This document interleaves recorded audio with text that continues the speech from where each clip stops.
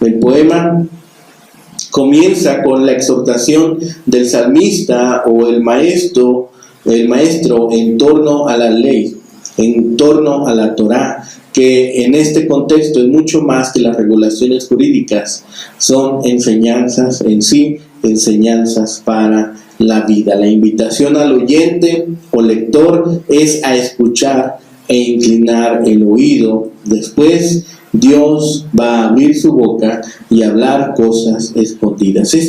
Debe ser una práctica común entre el creyente. Estas primeras líneas deberían ser la norma que nosotros deberíamos usar para aprender acerca de las cosas de Dios. Después, en la siguiente parte, del versículo 13 al 39, ahora destaca la actitud pecaminosa de Israel, la infidelidad que el pueblo ha mostrado a Dios durante esta época. Y afirma el salmista que aunque Dios siempre ha sido fiel, el pueblo de Israel ha manifestado desde el comienzo mismo de su historia una fuerte tendencia hacia la infidelidad. Contrapone de esta forma el salmista las infidelidades del pueblo y las manifestaciones extraordinarias de los milagros de Dios. De acuerdo con el poeta, Dios libera al pueblo de Egipto y les ayuda a pasar el Mar Rojo. Les envía la nube que les orienta de día y la columna de fuego en las noches. Provee de la roca el agua necesaria para la subsistencia y les brinda el maná, las codornices para la alimentación, además de facilitar la salida de las tierras de Egipto, donde envió las plagas.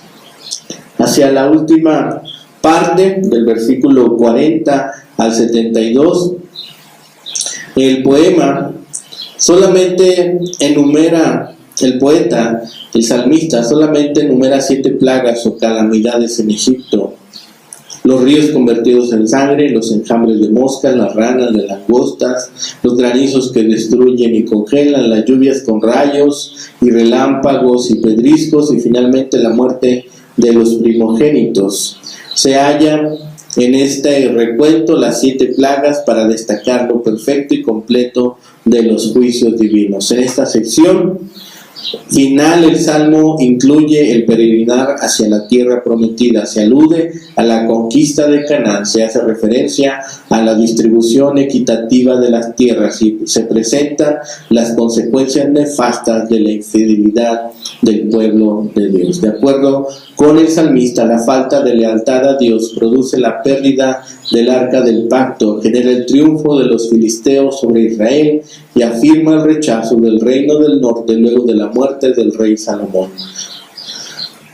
Esta lección de historia también debe llamarnos a nosotros a reflexión. ¿Cuántas veces hemos pedido, sí, la bendición de Dios, pero también cuántas veces no hemos tenido ninguna oportunidad para que estemos ahora reflexionando en que hemos fallado? El vocabulario que se usa para este salmo podemos nosotros revisarlo durante el estudio, y mediante el estudio cuidadoso y sobrio de este salmo vamos a encontrar de relieve varios principios de gran relevancia pedagógica y espiritual. En primer lugar, se revela la importancia que tiene la tradición y la educación en los pueblos y en las comunidades de fe. El poema presupone un ambiente educativo que transforma, en el cual se repasa la historia no como un acto de entretenimiento superficial, sino como un fundamento de vida, como maestra de la existencia. La tradición, lejos de ser un lastre histórico que debe rechazarse, es un instrumento vital para preservar la identidad y afirmar la salud mental y espiritual. Y la historia, estudiada desde esta perspectiva analítica, se convierte en fuente de sabiduría, pues nos permite vivir con prudencia y sabiduría al evitar errores pasados y afirmar acciones que se relacionan con la voluntad de Dios.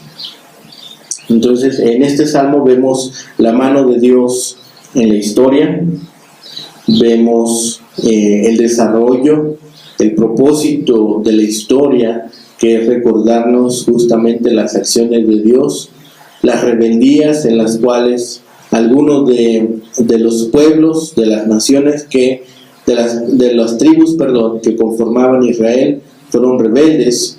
Las rebeliones que podemos tener aún cuando estamos pasando por alguna problemática, y las enseñanzas que deja acerca de los pueblos, o en este caso de cómo el pueblo, al ser rebelde, también forma parte del juicio de Dios. El propósito de Dios se cumple siempre en todo momento de la historia. Ya hemos hablado antes de este tema, que Dios es el Dios de la historia. Él sabe cuándo han de pasar cada uno de los eventos y cuál es la forma en la cual han de desarrollarse finalmente todas las cosas. Se hace aquí este recuento de la historia, y debe ser importante para nosotros, porque también nosotros en algún momento podemos estar siendo rebeldes. Finalmente, el pueblo de Israel se rebeló y no fue fiel a Dios.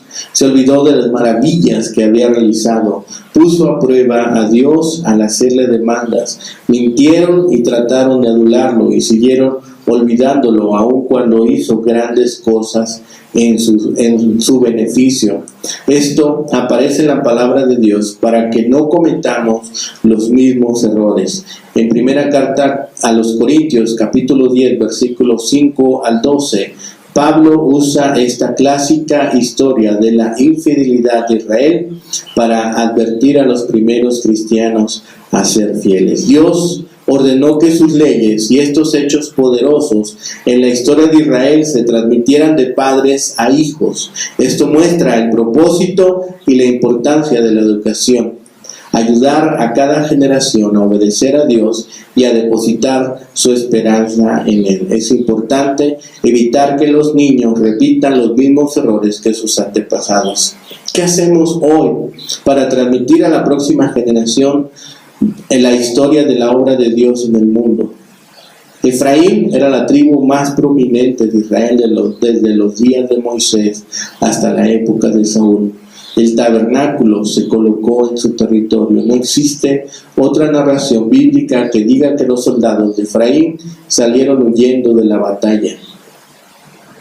Así que tal vez sea una metáfora referente al fracaso de Efraín al no poder proveer un liderazgo firme en esos momentos. Cuando David subió al trono, la tribu de Judá ganó prominencia. Debido a la fe y la obediencia de David, Dios escogió a Jerusalén en Judá para ser el lugar del nuevo templo, y rechazó a Efraín.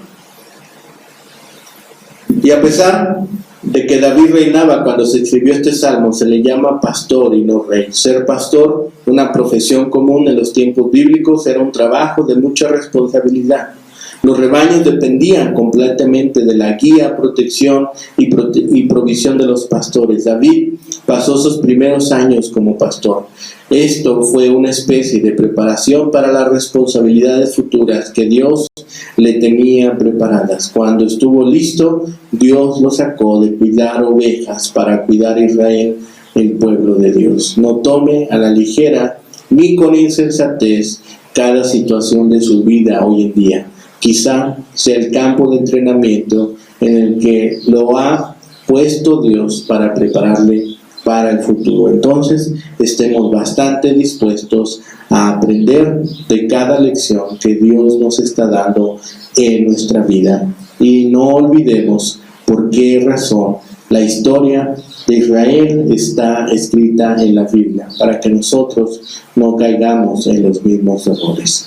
Que así sea, y que esta sea nuestra oración cada día, en cada momento. Que el Señor les bendiga, que tengan un excelente día.